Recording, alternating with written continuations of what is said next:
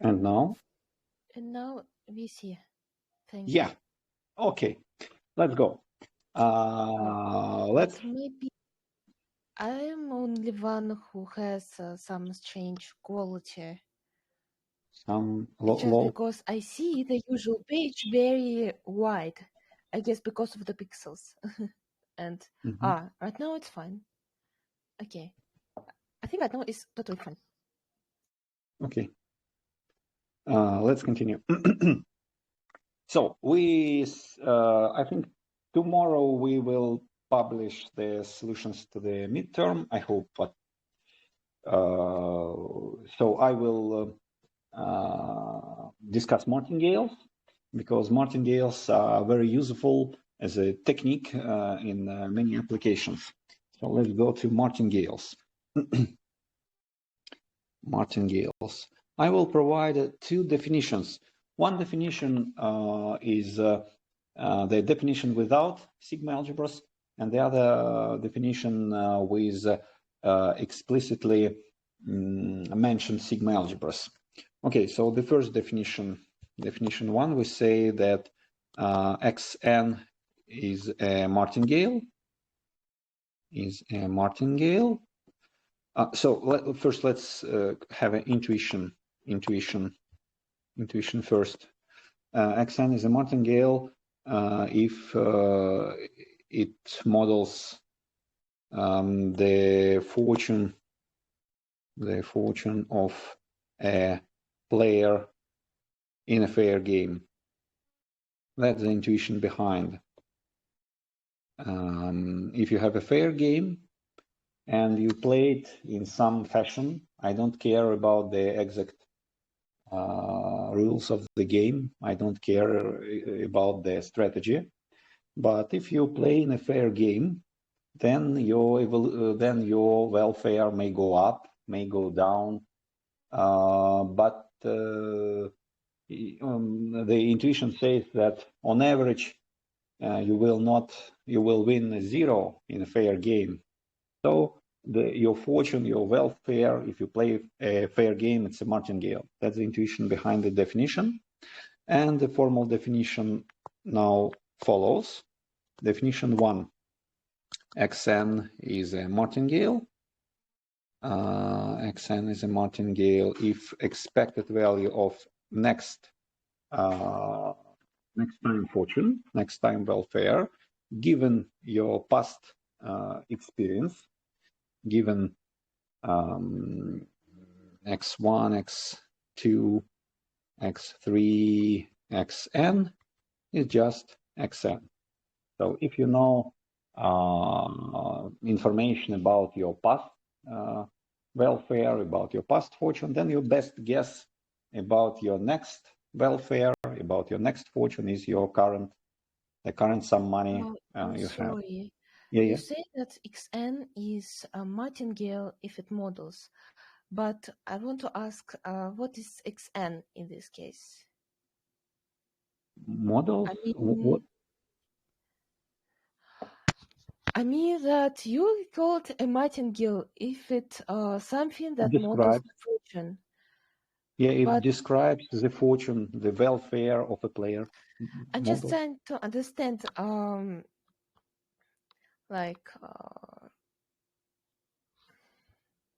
what is Xn?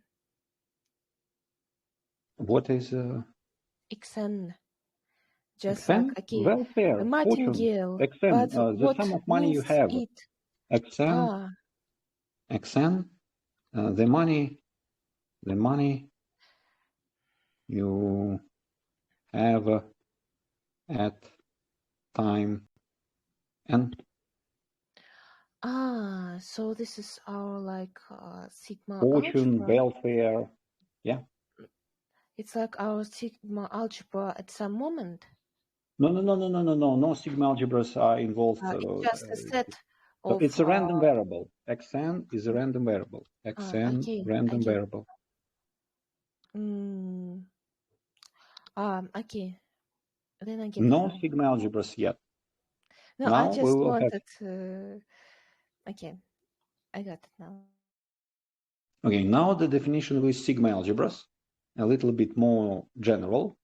Definition 2. So first, the idea is very simple. We model fortune of a player who plays a fair game.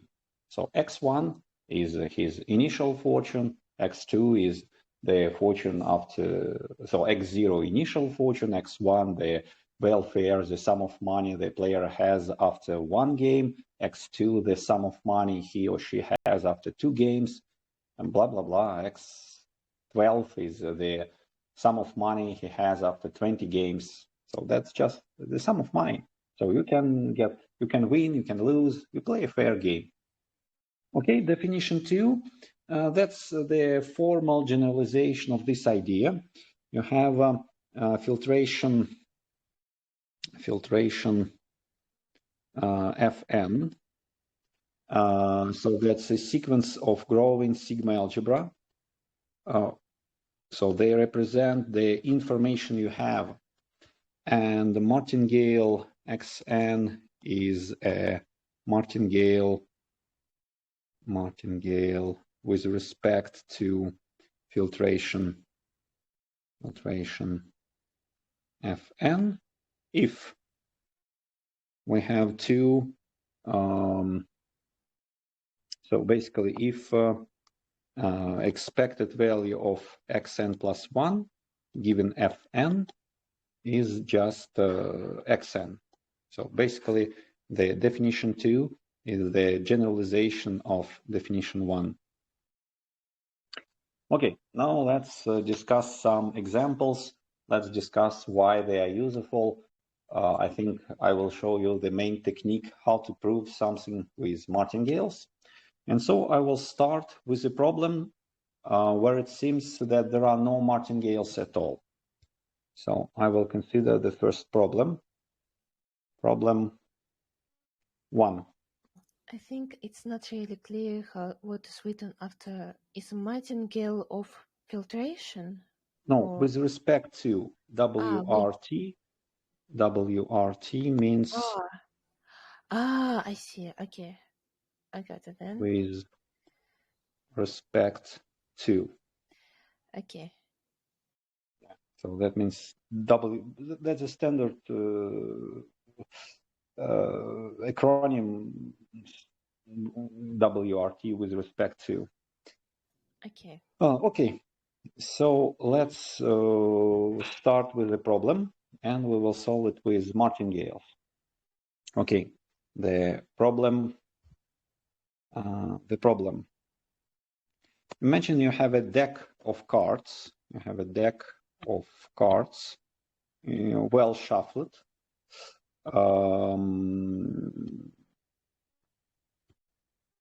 And you open the cards one by one. You open the cards one by one. And at any moment of time, you can bet that the next card is the king of spades. Yeah. So at any moment of time, you decide, at any moment of time, you can bet, you can make,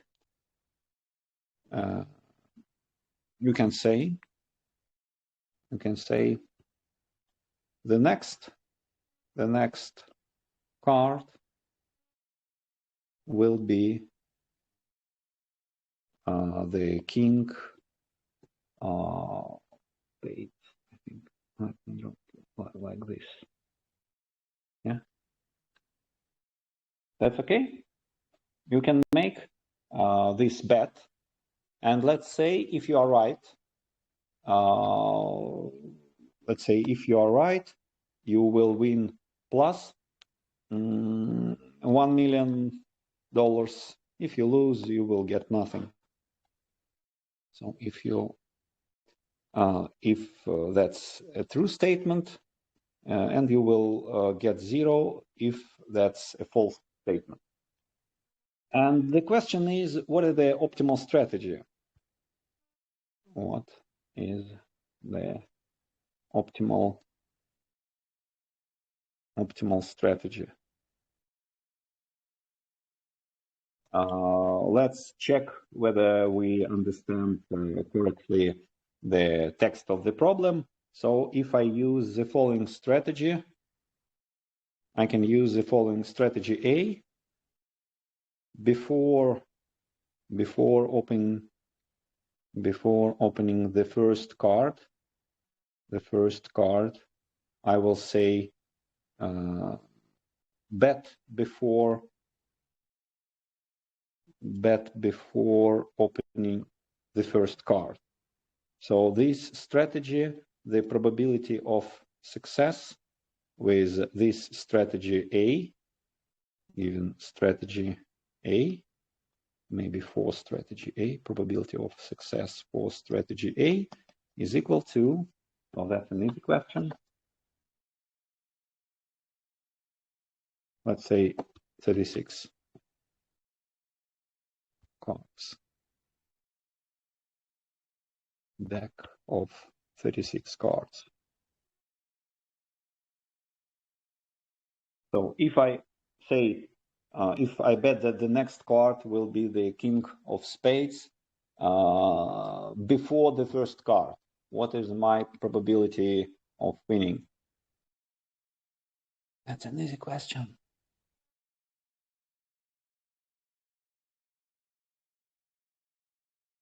Anyone? What's the probability? 6. Yeah, 1. Yeah, exactly. 1 over 36. Yeah. But there are many more strategies. Yeah. For example, you can wait 3 cards, so you can open 3 cards and then make a bet, or you can open 5 cards and then make a bet. Yeah. There are many other strategies. Okay. So that's just one strategy. Now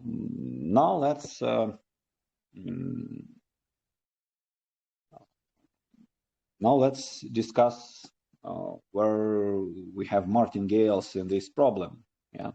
So where are the martingales? Okay. Let's introduce our xn. Xn will be the number of kings of spades in closed part of the deck divided by the number of closed cards. Yeah. So for example, x0, all cards are closed. Yeah, all cards are closed. And obviously there is only one for sure. I'm sure that the deck is ordinary. That's an ordinary deck. So x0 is 1 over 36. Yeah. But if I open the first card, there are 2 cases. Yeah. If I open the first card, there are 2 cases. Either I will open the king of spades at the first step. This happens with probability 1 over 36. Or I do not open any other card, and that happens with probability 35 over 36. And hence, if I open the king of spades at the first as a first card, then x1 will be 0 over 35. There will be 0 kings of spades in the remaining part of the deck.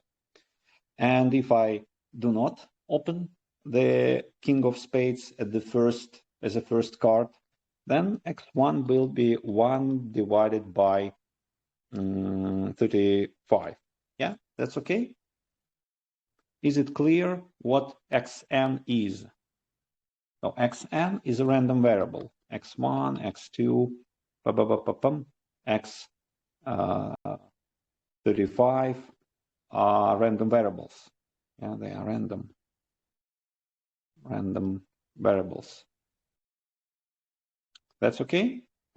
Any questions here?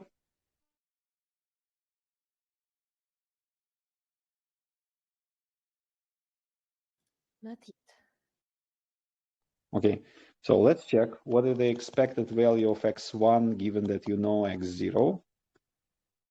With probability 1 over 36, you will get 0 over 35.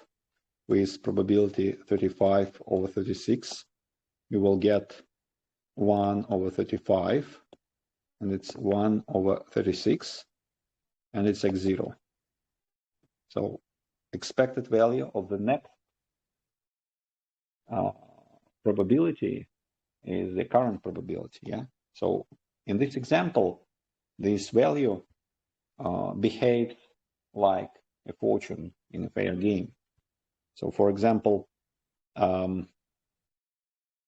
what is the probability that xn plus 1, given that you know xn, so what is the expected value of xn plus 1, given that you know xn, xn minus 1, x1, x0. What is this probability? Basically, because xn describes the chance of, so by the definition, what is xn? Xn describes your probability of opening the king of spades after n moves, yeah? Xn describes your probability of opening the king of spades. So basically with probability xn, we open king of spades. With probability 1 minus xn, we do not open the king of spades. And if we open the king of spades, so the next value will be 0 over something. The number of remaining cards will be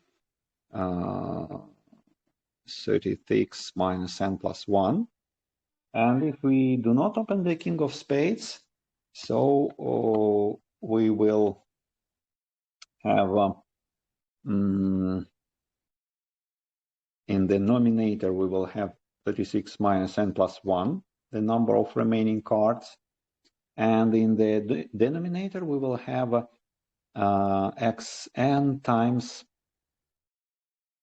times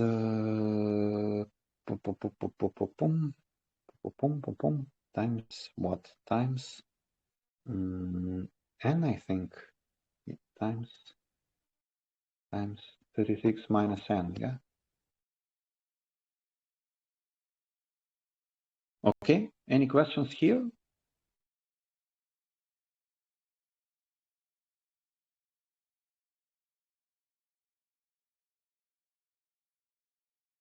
Am I right? Yeah, xn will be the number of kings of spades in the closed part of the deck. Number of closed cards at time moment n will be 36 minus n. So xn times 36 minus n is the number of, okay. And we get with probability 1 minus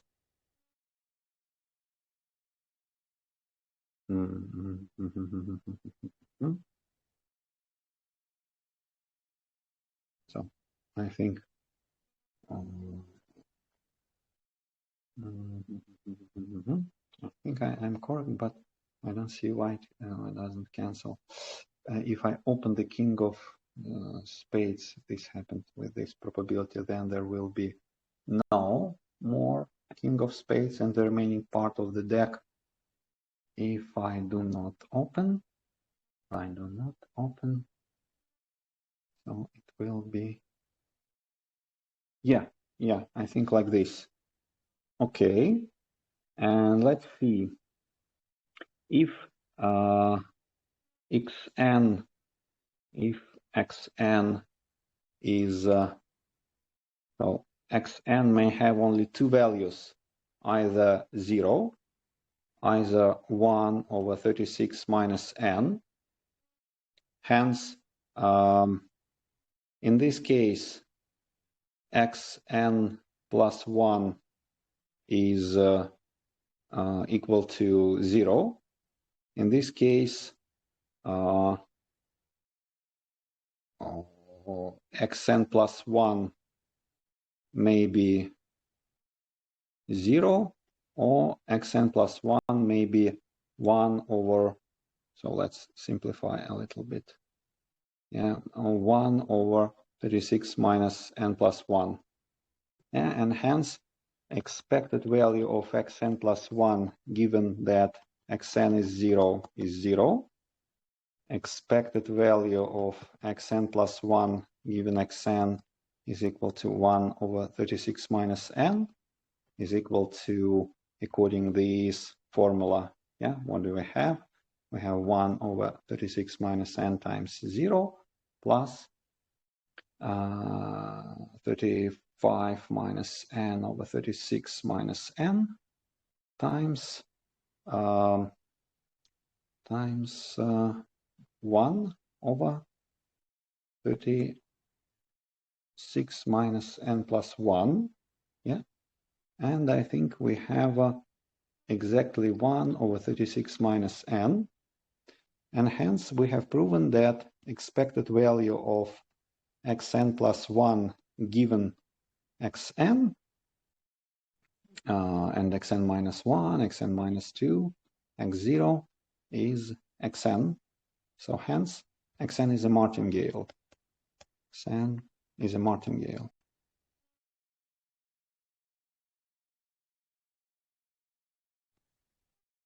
Okay, now we see that basically we have the intuition now that all strategies have equal chances of winning.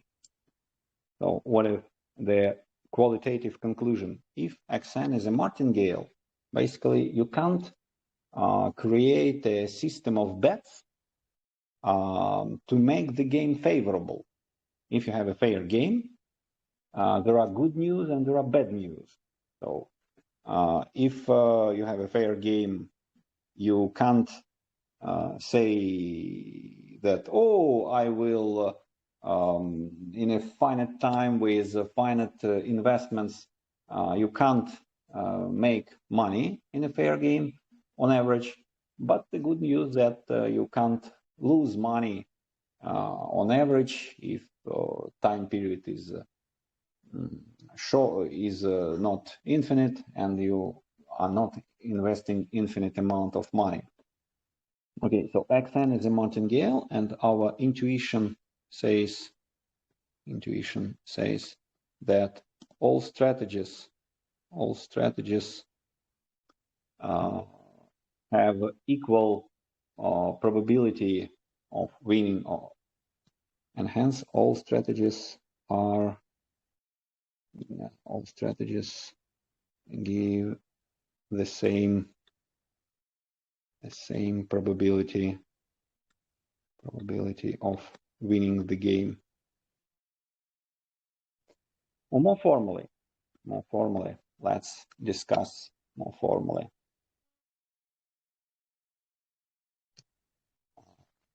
Formal theorem that's called Dup's theorem.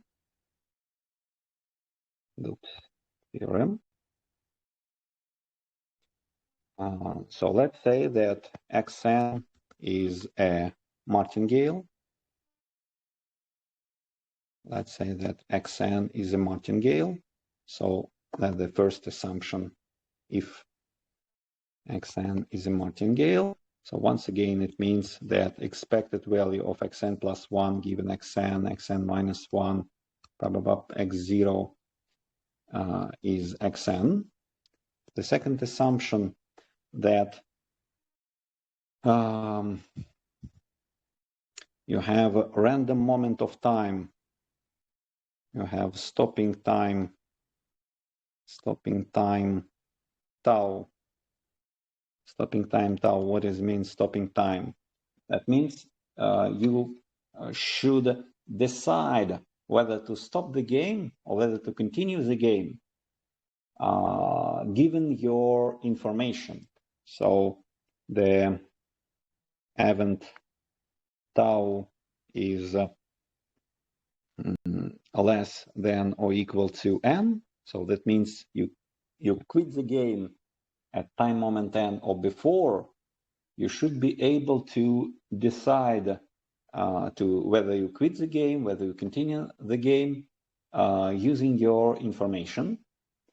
So this event belongs to the sigma algebra generated by xn, xn minus 1, xn minus 2, x0.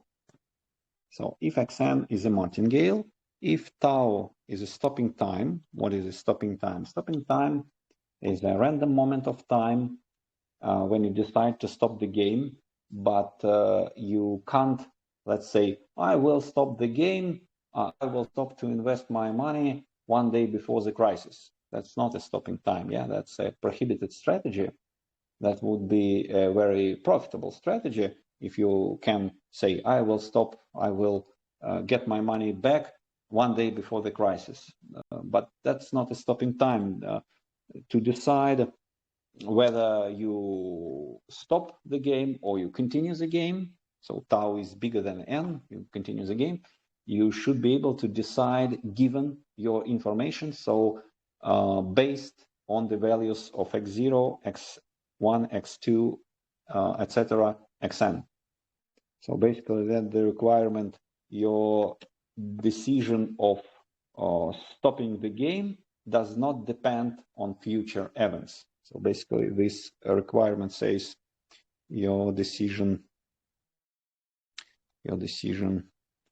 to stop the game does not depend on xn plus 1, xn plus 2. So that's the requirement for the stopping time. There are also some minor technical requirements. Well, there are also some technical requirements like so technical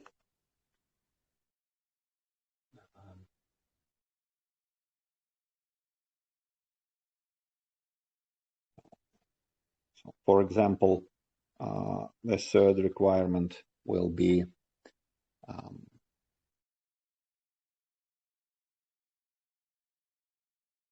expected value of so for example, the requirement that tau is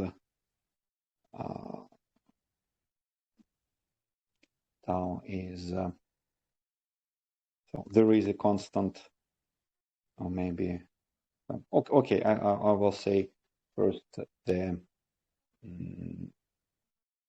okay, I will say like this: probability that tau less than infinity is equal to 1, and there is a constant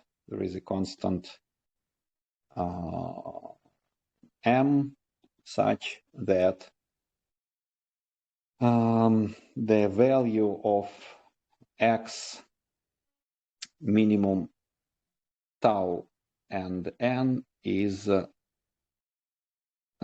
not bigger than m. So that's a technical requirement. We will discuss it in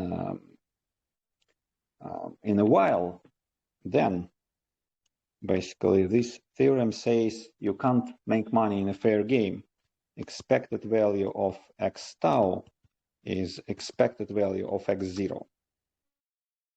So if xn is a martingale, so basically xn is a fair game. If you have a honest stopping time, so you decide to stop the game without looking into the future, you can't use this strategy. So the second requirement prohibits the strategy like I will leave my house 1 hour before the fire, yeah, or I will go home 1 hour before the rain begins. So the second requirement prohibits strategies that look into the future. And so that's why we need sigma algebras. Sigma algebras are used to describe information. And the second requirement is technical, but to have a honest theorem, we need it. So the third requirement is technical. So the third requirement is technical. But to be honest, we need this technical requirement. Okay, that's called the Dupes theorem. And let's use it. So now basically it says that so now we can use the Dupes theorem that says any stopping time will give you the same expected payoff. So basically, if I use any strategy, any stopping time, then my profit, then my expected profit, yeah, the Dupes theorem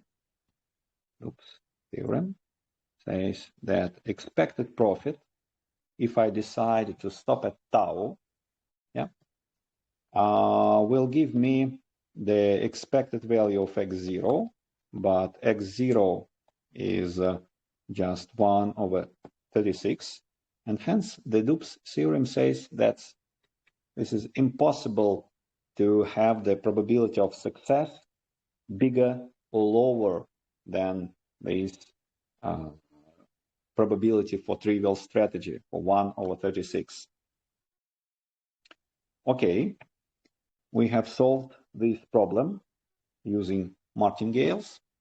We have observed that this strange xn is a martingale. We have stated the Dupes theorem that says basically you can't create a strategy that is not looking into the future and that will give you positive expected value of your fortune at the time you quit the game. So what is xt? X-tau. X-tau is the fortune. So tau is a moment when you quit the game. When you quit the game. X-tau is a fortune, your final fortune, your final fortune, your final welfare, the final sum of money you have. And this theorem says, it doesn't matter your strategy when you decide to quit, that's not important. If xn is a martingale, if you don't look into the future and some technical requirements, then you can't make money on average. Okay, let's apply this theorem to some more interesting example. Probably you heard the probabilistic joke that if there are many monkeys who are typing randomly English letters, then they will type the let's say the complete collection of Shakespeare plays in a while. Yeah, it will take a little bit of time, but if you have many monkeys who are randomly typing at the keyboard, then they will later or sooner replicate all the plays of Shakespeare. Okay, now let's consider a particular example. How long will it take? So imagine we have a monkey, one monkey, So problem 2. We have one monkey, and this monkey just types randomly capital English letters, A, B, C, with equal probabilities. So I don't remember how